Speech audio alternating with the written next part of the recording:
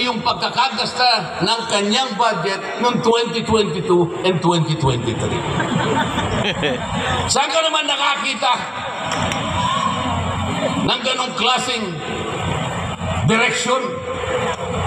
2025 ang dapat pag-usapan, ang kanilang pilit na itinatanong ay paggamit o paggasta niya noong 2022 at 2023.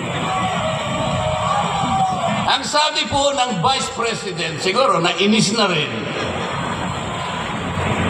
I forgo my opportunity to defend this 2025 budget and I leave it to the discretion of the House of Representatives as presented.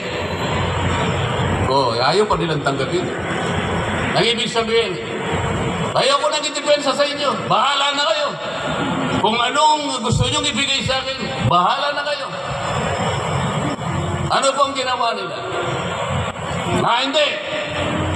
Kinakailangan masagutin mo lahat ito. Walang exempted dito. Kahit ano nga yun siya, kailangan namin tama po yung lahat po ng paggasta ng pera ng bayan ay kailangan pong suriin. Totoo po yun. Ngunit meron pong pagkakataon at panahon sa paggawa nito. Hindi po sa panahon ng pipresenta ng budget. So ang ginawa po nila, tinawag uli ang pangalawang Pangulo sa isang pagdinig sa isang committee na kung tawagin ay Committee on Good Government.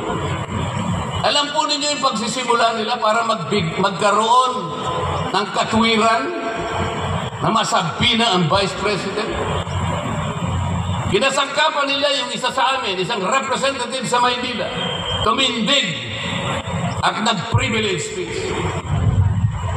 Yung subject matter po ng kanyang privilege speech ay kaugnay po ng budget na pinagtatalunan na po sa plenaryo at sa committee. Sa tuntunin po ng House of Representatives, no one should avail of the privilege hour if the subject matter is related to a pending bill. Nandun na po yung bill sa baba, pinagsalita pa po ng isa.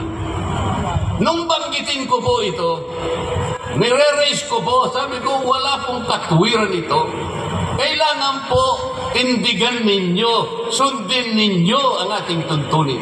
Kapag hindi tayo sumunod sa ating tuntunin, sinong maniniwala sa atin na tayo may karapatang gumawa ng batas para sa ikabubuti ng ating bansa? Tama! Tama!